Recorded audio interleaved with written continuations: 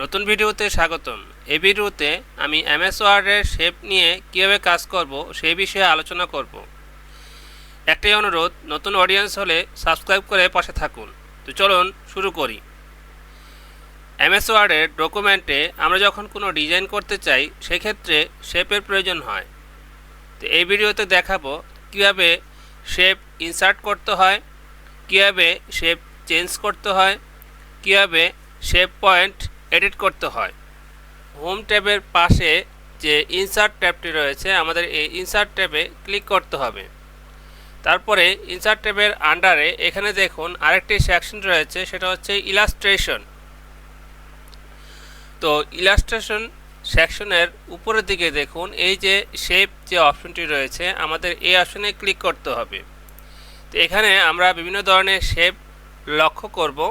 তো এখানে দেখুন স্কোয়ার, রেক্টেঙ্গেল, রাউন্ড, ওভাল, ত্রিভুজ, বিভিন্ন ধরনের শেপ রয়েছে, অ্যারো শেপ রয়েছে। তা আমরা যদি শেপ ইনসার্ট করতে চাই সেক্ষেত্রে আমরা যেই ধরনের শেপ ইনসার্ট করতে চাই সেই শেপটির উপরে মাউসের কার্সরটি রেখে আমাদের মাউসের লেফট বাটনে ক্লিক করতে হবে। সিঙ্গেল ক্লিক করার পরে আমরা যদি যে কোনো জায়গায়, অর্থাৎ যেখানে আমাদের শেপটি প্রয়োজন সেখানে একটা মাত্র সিঙ্গেল ক্লিক করি, তা আমাদের শেপটি এখানে ইনসার্ট হয়ে যাবে। তা আমরা আরেকভাবে দেখাই যে দেখুন এখানে একটা শেপ নেওয়ার পরে আমাদের নতুন একটি ট্যাব এখানে ওপেন হয়েছে, ফরম্যাট। অর্থাৎ এই শেপটির বিভিন্ন ধরনের, যেমন উপরে চারদিকে যে লাইন কিংবা শেপের যে কালার, আদার্স আরও অনেক কিছু আমরা এখান থেকে ফরম্যাট করতে পারবো। এখানে অনেকগুলো অপশন রয়েছে, আমরা এখান থেকে চাইলে কালার চেঞ্জ করতে পারবো। এটা ক্লিক করলে এই কালার হবে, আবার যদি আমি এটা ক্লিক করি এখানে কালার চেঞ্জ হবে। তো এই বিষয়গুলো আমরা আরও পরে দেখাবো। আমরা এখান থেকে যদি আবারও এই যে ওভাল যে শেপটি রয়েছে এটা যদি মাউস দ্বারা ক্লিক করি এবং এখানে যদি আমরা সিঙ্গেল ক্লিক করি সেটা ড্র হয়ে যাবে। যেহেতু আমরা পূর্বে সিঙ্গেল ক্লিক করেছি, এখন আমরা একটু ড্র্যাগ করব। আমরা চাইলে এভাবে ড্র্যাগ করেও ছোট বড় করে বিভিন্ন সাইজের শেপ ইনসার্ট করতে পারি। তা আমরা আবারও উপরে ইনসার্ট এই অপশনে ক্লিক করে শেপ অপশন থেকে আমরা একটি ওভাল শেপ নিয়ে নিচ্ছি এবং কিবোর্ড থেকে আমরা যদি শিফট বাটন প্রেস করে ড্র্যাগ করি, তারপরে আমরা মাউসের বাটনটি যদি ছেড়ে দেই, তারপর আমরা যদি কিবোর্ডের শিফট বাটনটি ছেড়ে দিই, তাহলে আমাদের যে শেপটি তৈরি হবে সেটা হচ্ছে একটা বৃত্ত, পুরোপুরি স্কোয়ার সাইজ। একইভাবে আমরা এখানে পাশে দেখুন আরও কিছু শেপ রয়েছে, অর্থাৎ এই ফরম্যাট ট্যাবের আন্ডারে আমরা চাইলে এখান থেকেও নিতে পারি। আমরা অ্যারো বাটনটি নিচ্ছি, আমরা এভাবে ড্র্যাগ করে দিচ্ছি, তাহলে আমাদের অ্যারো বাটনটি ইনসার্ট হয়ে গেল। তো কোনো শেপ যদি আমাদের প্রয়োজন না পড়ে আমরা সেই শেপটি ডিলিট করে দিতে পারি। সেক্ষেত্রে শেপটি সিলেক্ট থাকা অবস্থায় আমরা যে কিবোর্ড থেকে ডিলিট বা ব্যাক স্পেস বাটন ক্লিক করি অথবা মাউসের রাইট বাটন ক্লিক করে এখানে দেখুন ডিলিট অপশন রয়েছে, আমরা সেটা চাইলে ডিলিট করে দিতে পারি। তো আমি সিলেক্ট থাকা অবস্থায় ব্যাক স্পেস ক্লিক করলাম, আমার শেপটি চলে গেল।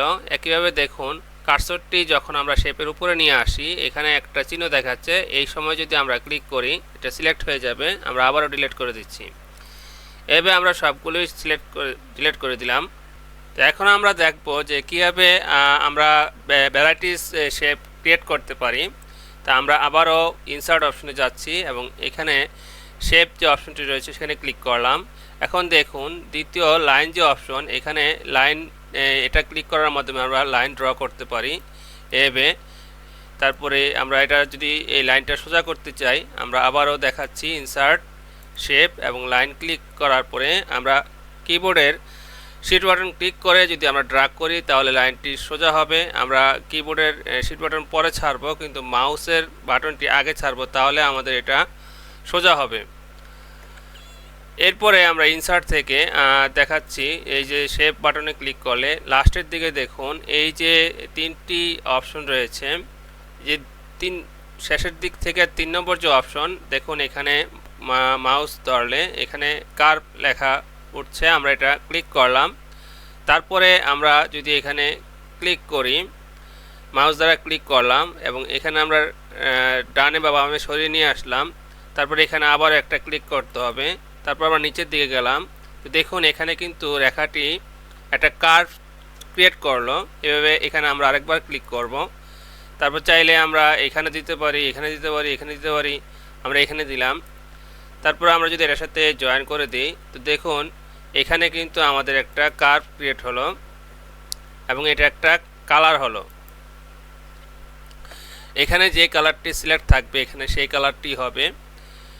তো এই হচ্ছে এক ধরনের শেপ। আবার আমরা যদি ইনসার্টে যাই এবং শেপে ক্লিক করি, এরপরের যে অপশন, এই অপশনে ক্লিক করলে আমরা এখানেও এভাবে ড্র্যাগ করতে পারি, অথবা আমরা এটা এসকেপ দিলাম, ডিলিট দিলাম।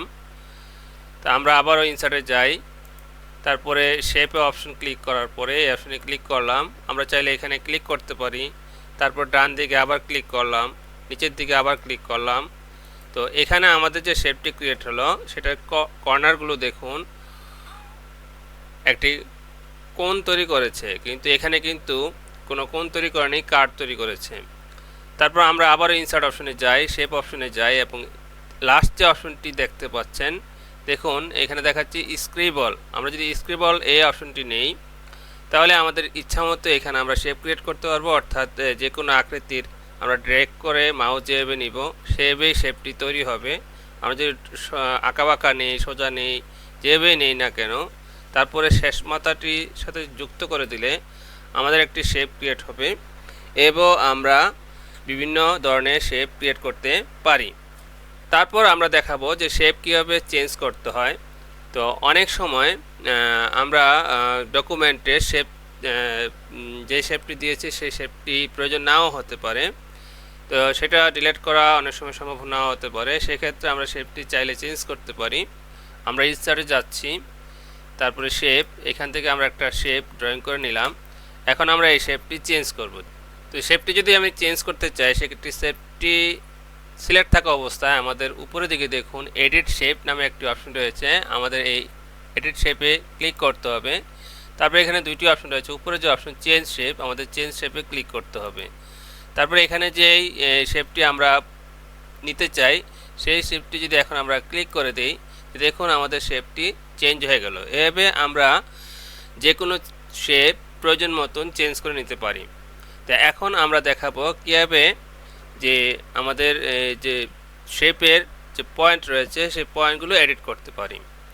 তো এই শেপটার কয়টি পয়েন্ট রয়েছে সেটা যদি আমরা জানতে চাই, সেই ক্ষেত্রে এটা সিলেক্ট থাকা অবস্থায় আমাদের এডিট শেপ এই অপশনে ক্লিক করতে হবে এবং 2 নম্বর যে অপশন এডিট পয়েন্ট এই অপশনে ক্লিক করতে হবে। তাহলে আমাদের এই শেপটার কতগুলো পয়েন্ট এখানে দেখাচ্ছে। তা আমরা চাইলে এই পয়েন্টটি ধরে ট্র্যাক করে এখানে নিয়ে আসতে পারি, অথবা এই দুইটা পয়েন্টের মাঝখানে একটা নতুন পয়েন্ট ক্রিয়েট করে চাইলে আমরা এখানে নতুন একটি শেপ নিয়ে আসতে পারি।